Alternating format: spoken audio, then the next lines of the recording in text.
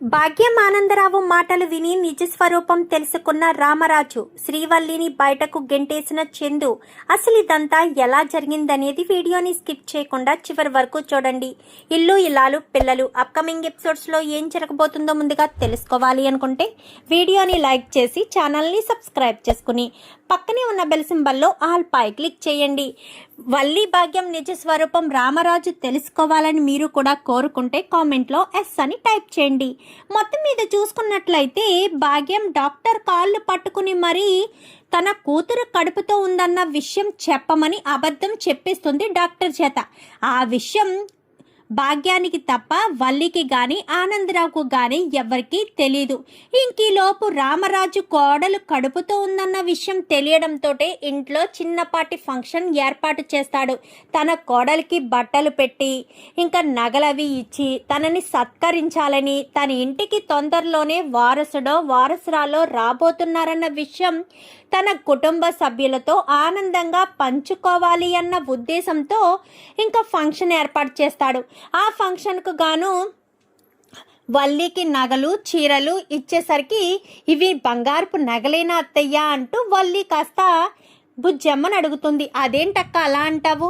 అత్తయ్య గారు బంగారపు నగలు ఇవ్వకపోతే గిల్టు నగలు ఇచ్చి బంగారం అని చెప్తారా ఏంటి?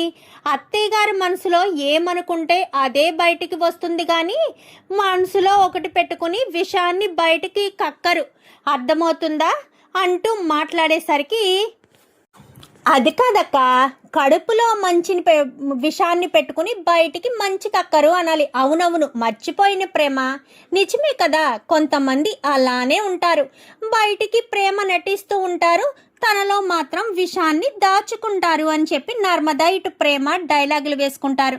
సరే సరే ఆలస్యం అయిపోతుంది, వెళ్ళి ఎవరికి వాళ్ళు రెడీ అవ్వండి అంటూ రామరాజు తిరుపతి తిరుపతి అని పిలుచుకుంటూ బయటికి వెళ్ళిపోతాడు. ఎందుకంటే బయట డెకరేషన్ అంతా కూడా తిరుపతికే అప్పగించాడు కదా. సో అందుకని డెకరేషన్ అయ్యిందా లేదా అని కనుక్కోవడం కోసం తిరుపతి దగ్గరికి వెళ్తాడు. బయట అంతా కూడా షామినా కుర్చీలు అన్నీ కూడా సర్దడం జరుగుతుంది.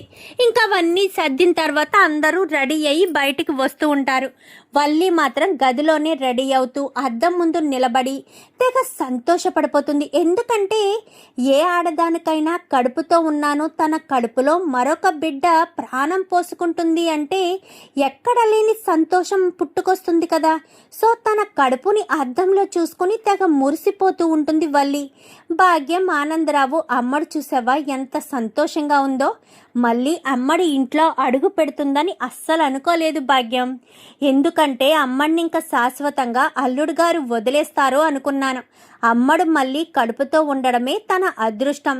అమ్మోయ్, నేను కడుపుతో ఉన్నాను కదా, నాకు చాలా సంతోషంగా ఉంది. అవునమ్మోయ్, నేను కడుపుతో ఉంటే కడుపు కొంచెం ఎత్తుగా రావాలి కదా, మరి ఎత్తుగా రాకుండా ఎందుకు అంత అలా ఉంది అని చెప్పి అంటూ ఉండగానే నువ్వు అసలు కడుపుతో ఉంటే కదే అని చెప్పనగానే ఒక్కసారిగా షాక్ అయిపోతుంది. ఏంటి కడుపుతో లేనా అని చెప్పాను కానీ ఆహా ఇప్పుడు 3వ నెల కదా, అంతకు మించి కడుపు లేదు అని అంటున్నానమ్మడు అని చెప్పి అనగానే అవునా, అంటే 4వ నెల 5వ నెల వచ్చేసరికి కడుపు పెరుగుతుందా? ఖచ్చితంగా పెరుగుతుంది. వెళ్ళు బయట నీ కోసం అందరూ ఎదురు చూస్తున్నారు, పద పద అని చెప్పి ఇంకా అక్కడి నుంచి వల్లిని కాస్త పంపించేస్తుంది. ఇంకా భాగ్యం గదిలోనే కూర్చునుంటుంది. ఆనందరావు కూడా బయటికి వెళ్తాడు. బయటికి వెళ్ళి అందరూ కూడా బయట హడావిడిగా ఉంటారు. హడావిడిగా ఉండేసరికి భాగ్యం మాత్రం బయటికి రాదు. భయపడిపోతూ టెన్షన్ పడుతూ ఉంటుంది. ఎందుకంటే కొన్ని అబద్ధాలకి ఆయుష్ ఎక్కువ ఉంటుంది. కడుపుతో ఉంది అన్న అబద్ధానికి ఆయుష్ చాలా తక్కువ కదా.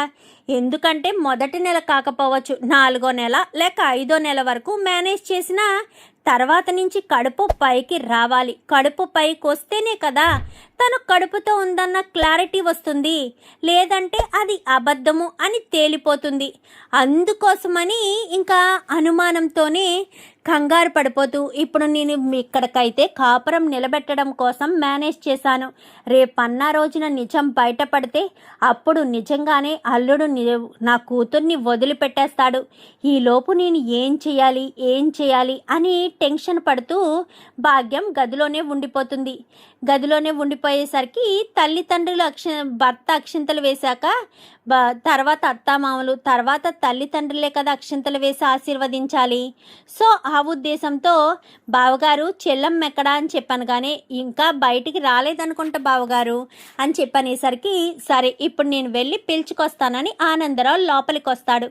లోపలికి వచ్చేసరికి మిగిలిన వాళ్ళ హడావిడిలో ఉంటారు. భాగ్యం గురించి ఎవరు ఆలోచించడు. రామరాజు మాత్రం భాగ్యం గురించే చూస్తూ ఉంటాడు, గుమ్మంలోంచి వస్తుందేమోనని. భాగ్యం రాకపోవడంతో లోపలికి వెళ్ళిన ఆనందరావు సరాసరి గదిలోకి వెళ్ళి భాగ్యం దగ్గరికి వెళ్తాడు. ఏంటి ఆవిడ గారండి లోపలే ఉండిపోయారు, బయటికి రారా అనగానే ఎలా రావాలి, ఏ ధైర్యంతో రావాలి, ఎందుకు రావాలి బయటికి అనగానే అదేంటి ఆవిడ గారండి, బయట మన అమ్మాయికి చిన్నపాటి ఫంక్షన్ ఏర్పాటు చేశారు కదా, తన కడుపుతో ఉందని బావగారు చాలా సంతోషంగా ఉన్నారు, అందుకే ఫంక్షన్ చేస్తున్నారు అని చెప్పి ఇంకా ఆనందరావు అనగానే ఇప్పుడైతే అబద్ధం కాబట్టి ఫంక్షన్ చేస్తున్నారు, రేపన్నా రోజున నిజం తెలిస్తే ఇంటి నుంచి బయటకు గెంటేస్తారు అంటూ మాట్లాడుతూ ఉంటుంది. ఏంటి ఆవిడ గారండి అబద్ధమేంటి నిజమేంటి నాకేమీ అర్థం కావట్లేదు, అమ్మడు కడుపుతో ఉందన్న విషయం నిజమే కదా, మరి అమ్మడు కోసమే కదా ఈ ఫంక్షన్ ఏర్పాటు చేశారు అని ఇద్దరూ మాట్లాడుకుంటూ ఉండగా ఒరే పెద్దోడా మీ అత్తగారింట్రా లోపల నుంచి ఇంకా రాలేదు అని చెప్పన్నగానే లోపల నుంచి ఇంకా రాకపోవడం ఏంటి నాన్న, వస్తారులే నువ్వు దాని గురించి పట్టించుకోకు, నీ పని చూసుకోనన్నా, ఎందుకు ఆవిడ బయటకు వస్తుందిలే కంగారేముంది అని పట్టించుకోడు. అసలే అత్తగారి మీద కొంచెం కోపంగా ఉన్నాడు కాబట్టి ఇదేంటి ఇంకా రావట్లేదేంటి చెల్లమ్మ అనుకుంటూ లోపలికి వెళ్తాడు. లోపలికి వెళ్ళేసరికి అంటే నువ్వంటుంది ఏంటి భాగ్యం, అమ్మడు నిజంగా కడుపుతో లేదా, కడుపుతో ఉందని అబద్ధం చెప్పారా ఏంటి అంటూ మాట్లాడుతుండగానే ఒక్కసారిగా రామరాజు గుమ్మం దగ్గరికి వస్తాడు. లోపలికి అడుగు పెడదాము అనుకున్న సమయానికి మాటలు వినబడడంతో బయట నిలబడిపోతాడు. అమ్మడు గురించి మన గురించి అల్లుడు గారికి ఇంట్లో వాళ్ళందరికీ నిజాలు తెలిసిపోయాయి. మనం మోసం చేసే అమ్మని ఇంటికి కోడలుగా పంపించామని, మనకు ఏ ఆస్తి అంతస్తు లేదు అన్న విషయం ఆ నర్మదకు, ప్రేమకు, అల్లుడు గారికి, అందరికీ, వదిన గారితో సహా అందరికీ తెలిసిపోయింది. ఎటొచ్చి రామరాజు అన్నయ్య గారికి మన అమ్మడంటే ఇష్టం కాబట్టి రామరాజు అన్నయ్య దగ్గరే నిజం ఆగింది. ఇప్పుడు మనం ఏదొకటి చేసి ఇంట్లోకి పంపించాలి అన్న ఉద్దేశంతోనే అమ్మడు కడుపుతో ఉందని ఆ డాక్టర్ కాళ్ళు పట్టుకుని మరీ బ్రతిమాలి అమ్మడిని ఇంటికి తీసుకొచ్చాను. ఇప్పుడు అమ్మడికేమో ఫంక్షన్ ఏర్పాటు చేశారు. 1 నెల కాకపోతే 2వ నెలలో అయినా సరే కడుపు బయటికి రావాలి కదా, కడుపు పైకి రాకపోతే అనుమానం వస్తుంది కదయ్యా, అదే కంగారు పడుతున్నాను, ఏం చేయాలో అర్థం కావట్లేదు. ఇప్పుడు అమ్మడు పుట్టింట్లో ఉండకుండా ఉండాలి అనుకున్నాను, పుట్టింటి నుంచి అత్తింటికి వచ్చేసింది. అమ్మడి విషయాలేమీ రామరాజు అన్నయ్యకి తెలియదు కాబట్టి అమ్మడు MA ఇంగ్లీష్ చదివిందన్న విషయం కానీ, అమూల్య ప్రేమాయణంలో అమ్మడి పాత్ర ఉందన్న విషయం కానీ ఏ విషయం కూడా చందుకి మిగిలిన వాళ్ళకి అందరికీ తెలుసు, రామరాజుకి, సాగర్కి, వీళ్ళకి తప్ప. ఇప్పుడు ఏం చేద్దాము అనగానే ఏముంది, అమ్మడి విషయంలో జాగ్రత్తగా ఉంటే సరిపోతుంది. అమ్మడి విషయంలో జాగ్రత్తగా ఎలా ఉంటామో ఆవిడ గారండి, తను కడుపుతో ఉంది, మరి 1-2 నెలల్లో కడుపు పైకి రావాలి కదా. ఈలోపు అమ్మడికి ఇది అబద్ధమని తెలిసినా కంగారు పడిపోతుంది. అసలే తను ఇప్పటికే మోసం చేశానని చాలా గిల్టీగా ఫీల్ అవుతుంది. ఇప్పుడు కడుపుతో లేను అన్న విషయం అమ్మడికి తెలిస్తే అమ్మడు తట్టుకోగలదా? ఇందాక కూడా అద్దంలో చూసుకుని తెగ మురిసిపోతూ ఉంది, గమనించావా అని మాట్లాడుతూ ఉండగానే ఏమో నాకేమీ తెలియడం లేదు, అమ్మడు కడుపుతో ఉంది అని అబద్ధమైతే చెప్పాను కానీ ఇంట్లోకి అడుగు పెట్టడం కోసం అల్లుడు ఎక్కడ అమ్మడికి విడాకులు ఇస్తాడేమోనన్న భయంతోనే అలా చెప్పానయ్యా, ఇప్పుడు ఏం చేయాలో నాకు అర్థం కావట్లేదంటూ ఇంకా భాగ్యం మాట్లాడుతుంది. ఆ భాగ్యం మాటలు విన్న రామరాజు పెద్దోడా అంటూ గట్టిగా పిలుస్తాడు. ఈలోపు బయట ఉన్నవాడు గబగబా లోపలికి వస్తాడు. లోపలికి రావడంతో ఇంకా లోపల ఉన్న వాళ్ళిద్దరూ కూడా బయటికి వస్తారు. బయట ఉన్న వాళ్ళందరూ కూడా పిలుపుకి అందరూ లోపలికి వచ్చేస్తారు. ఏమైందండి, ఏం జరిగింది అనగానే వల్లి అంటూ పిలవడంతో వల్లి కాస్త ముందుకొచ్చి నువ్వు వెళ్ళి మీ అమ్మాల పక్కన నించో అని చెప్పనగానే వెళ్ళి వాళ్ళ అమ్మ పక్కన నించుంటారు. నువ్వు ఎంతవరకు చదివావు అంటూ అడిగేసరికి మామయ్య గారండి ఇప్పుడు ఇవన్నీ ఎందుకండి అంటూ వల్లి అనగానే చెప్తావా చెప్పవా అని చెప్పనేసరికి అది నాన్న అని చెప్పనగానే బావగారు అని చెప్పి ఆపేసింది. ఎందుకమ్మా నర్మదా, ఎందుకు పెద్దోడిని మాట్లాడనివ్వట్లేదు? ఏ పెద్దోడు మాట్లాడితే నిజాలు నాకు తెలిసిపోతాయనా? పెద్దోడు నా దగ్గర ఏ నిజాలు దాచిపెట్టడు. అబద్ధం చెప్పడానికి వాడికి చేత కాదు. నా దగ్గర నిజాన్ని దాచిపెట్టి వాడు మోసం చేసుకునే మనస్తత్వం వాడికి లేదు. కానీ మీరంతా కలిసి వాడిని కూడా మార్చేశారు. మీకు తెలిసిన నిజాన్ని పెద్దోడు నాకు చెప్పాలని ప్రయత్నించినా పెద్దోడి నుంచి ఆ నిజం నా దగ్గరికి రానివ్వలేదు.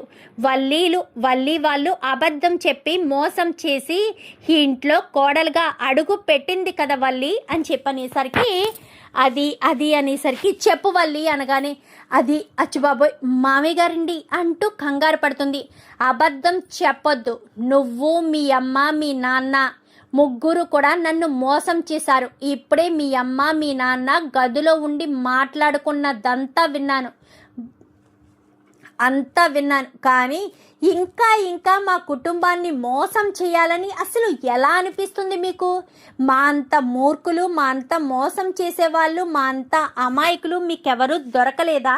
మమ్మల్ని ఈ రకంగా మోసం చేయాలని ఎందుకు అనుకుంటున్నారు మీరు?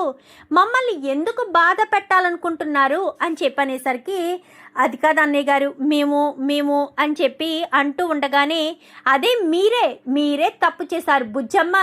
మన కోడలు కడుపుతో ఉందని మనం బయట సంబరాలు చేసుకుంటున్నాం కదా. ఈవిడి అసలు కడుపుతోనే లేదంట.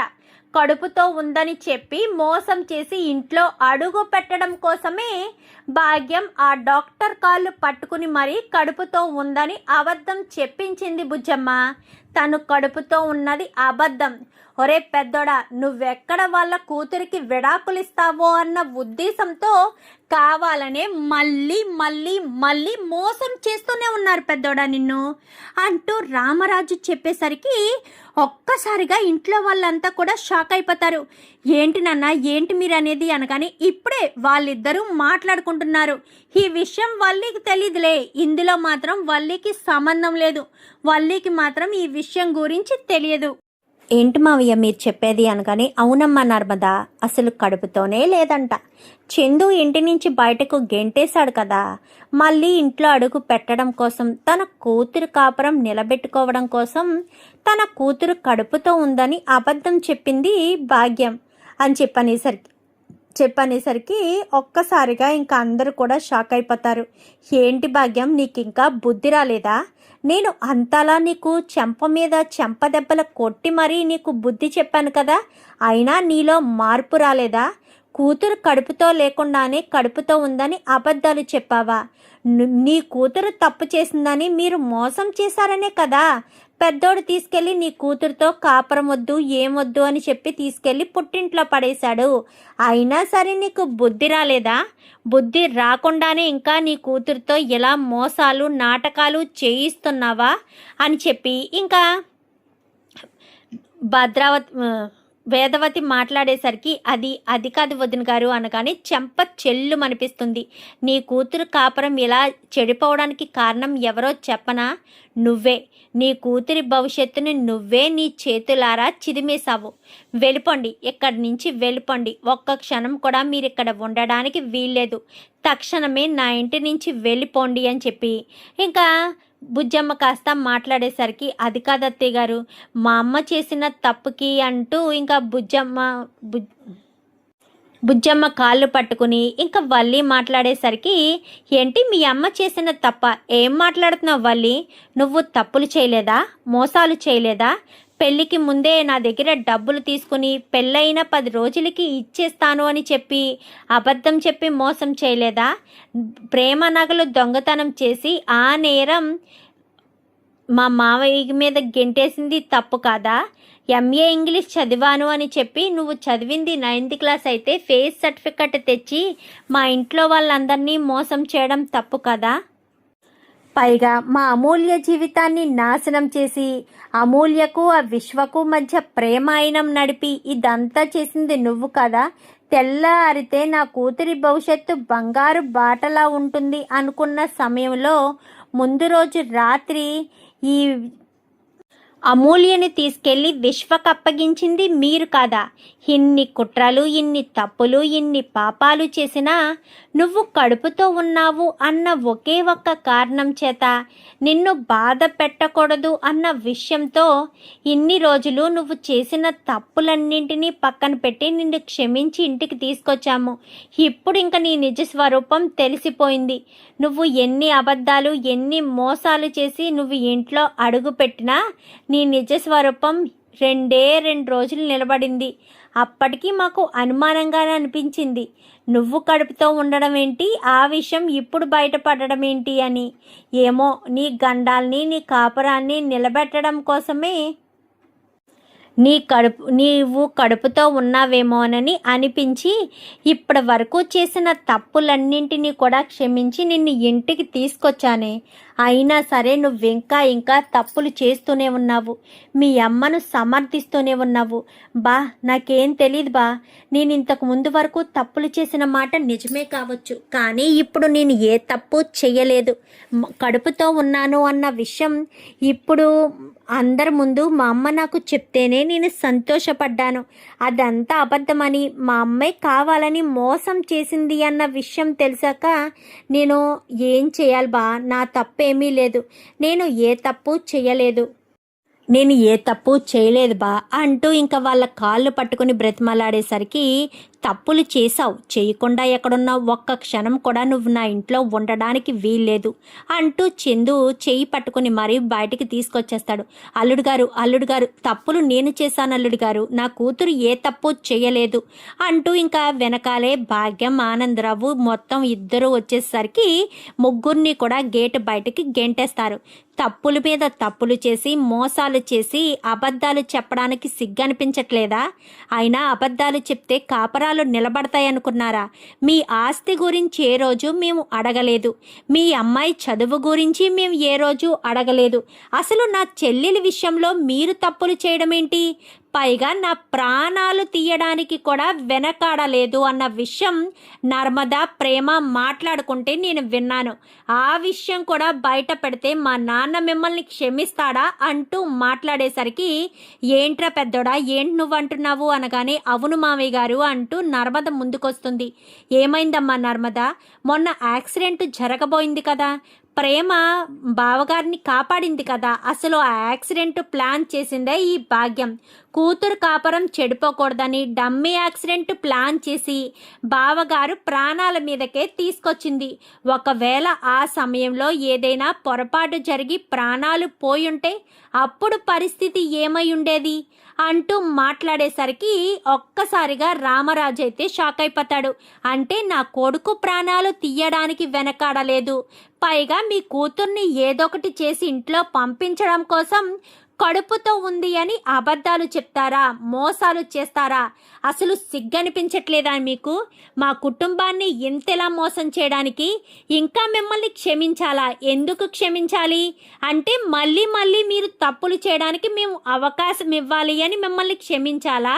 మీరు తప్పులు చేయడానికి మేము మీకు సపోర్ట్ చేయాలా అంటూ మాట్లాడేసరికి, అది కాదండి, మేమేమి కావాలని అనగానే కావాలని చేయలేదా అంటే మీ చేత ఎవరైనా చేయించారా? అసలు నా కూతురు జీవితాన్ని నాశనం చేసే హక్కు, అధికారం మీకెవరిచ్చారు? ఆ విశ్వకి అమూల్యకు మధ్య ప్రేమాయణం ఎవరు నడిపించారు? ఎందుకు నడిపించాలి? నా కూతురు భవిష్యత్తుని నిర్ణయించడానికి మీకేం హక్కు ఉంది? నా కూతురు నీ చెల్లెల్లాంటిది కాదా? అది ఆడపిల్లే కదా. మీ కూతురైతే ఒకలాగా, నా కూతురైతే ఒకలాగా చేస్తారా?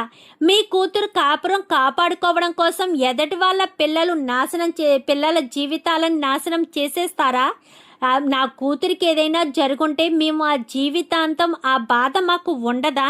మా కూతురికి జరగరాంది ఏదైనా జరిగితే మీరు సంతోషంగా ఉండేవాళ్ళ? ఒకరిని బాధ పెట్టి మనం సంతోషాన్ని కోరుకునే దాన్ని శాడిజం అంటారు. అలాంటి మనస్తత్వం మీకు ఉందని నేను ఎప్పుడూ అనుకోను.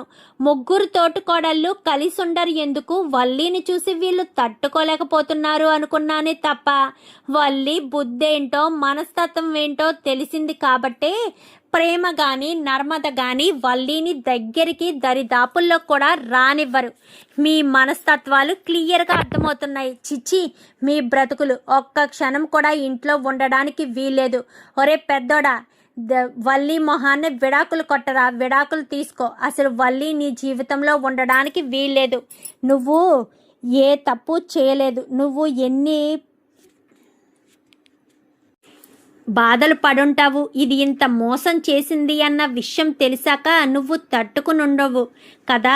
ఇన్ని తప్పులు చేసిన ఇది మాత్రం మీ ఇంట్లో ఉండడానికి వీల్లేదు. తక్షణమే ఇంట్లోంచి వెళ్ళిపోవాలి. వెళ్ళిపోమని చందు అని చెప్పి రామరాజు లోపలికి వెళ్ళిపోతూ ఉంటాడు. మామయ్య గారండి నన్ను క్షమించండి. ఇంకెప్పుడు ఇలాంటి తప్పు పొరపాటు చేయనండి. మా అమ్మ చెప్పే మాటలు కూడా వినండి. తోటి కోడళ్ళతో సంతోషంగానే మాట్లాడతానండి. నన్ను క్షమించండి. ఇంకా ఎప్పటికీ నేను ఈ తప్పు చేయను. దయచేసి నాకు ఒక్క అవకాశం ఇచ్చి నన్ను క్షమించండి. నేను ఏ తప్పు చేయలేదు కడుపుతో ఉన్నాను అని చెప్పింది కూడా నేను కాదు మా అమ్మే ఆ డాక్టర్ కాళ్ళు పట్టుకుని మరీ అబద్ధం చెప్పించిందంట. నాకు ఈ విషయాలేమీ తెలియదు నన్ను క్షమించు అంటూ ఇంకా చందు కాళ్ళు పట్టుకుని మరీ క్షమాపణ అడుగుతుంది. వల్లి, నువ్వు నన్ను ఎన్నిసార్లు కాళ్ళు పట్టుకుని ఎన్ని రోజులు ఇక్కడ కూర్చున్నా కానీ నిన్ను క్షమించేది లేదు. తర్వాత నీ ఇష్టం, వెళ్ళిపోండి ఇక్కడి నుంచి అంటూ ఇంకా అందరూ కూడా లోపలికి వెళ్ళిపోతారు. ముగ్గురు గేట్ బయట అలా నిలబడిపోతారు. నా జీవితం నాశనం అయిపోయింది. ఇప్పటికే నా భర్త నన్ను ఇంట్లోంచి బయటకు గెంటేశాడు అని బాధపడుతుంటే ఏదో రకంగా బ్రతిమాలైనా ఇంట్లో అడుగు పెడదామనుకుంటే మరీ నాశనం చేసేసావు కదమ్మా. కడుపుతో లేకుండానే కడుపుతో ఉన్నానని నా భర్తకు నా ఇంట్లో వాళ్ళకి అబద్ధాలు చెప్పి నన్ను మరింత దిగజారిపోయేలా చేశావు వాళ్ళ దృష్టిలో. చిచి, నా జీవితాన్ని నాశనం చేయడానికే నన్ను కన్నెట్టున్నారు. అబద్ధాలు చెప్పి మోసాలు చేసి కోడలుగా అడుగు పెట్టిన తర్వాత నా జీవితాన్ని నేను చూసుకునేదాన్ని కదా. మళ్ళీ మీరు నా లైఫ్లోకి వచ్చి ప్రేమను బాధపెట్టు, నర్మదను బాధపెట్టు, వాళ్ళని బాధపెట్టు, వీళ్ళని బాధపెట్టు అంటూ నాకు చెప్పుకొచ్చి ఇంతవరకు ఈ విషయం తీసుకొచ్చావు. ఇప్పుడు నేను ఏం చేయాలి? ఏం చేసి ఈ ప్రాబ్లం నుంచి బయటపడాలి? నాకేమీ అర్థం కావట్లేదు. ఈ ఇంకా నన్ను జన్మలో క్షమించడు. క్షమించకపోతే బావ జీవితంలో నేను లేకపోతే ఇంకా నేను బ్రతకను, నేను చనిపోతాను. అమ్మడు, అలా కదమ్మడు, నీ కాపురం నిలబెట్టడానికే నేను అబద్ధం చెప్పానే తప్ప వేరే ఉద్దేశం ఏమీ లేదమ్మడు అనగాని, నోర్మి అమ్మ, నువ్వు నా కాపురాన్ని నిలబెట్టడానికి చెప్పావా? ఆల్రెడీ తప్పుల మీద తప్పులు చేసి నన్ను ఇంట్లోంచి బయటకు గెంటేశాడు అంటే కడుపుతో ఉన్నాను అని ఎలా అబద్ధం చెప్తావమ్మా? ఎలా నా కాపురం నిలబెడదామనుకున్నావు? అసలే అంటే నన్ను చూస్తుంటేనే మండి పడిపోతున్నాడు.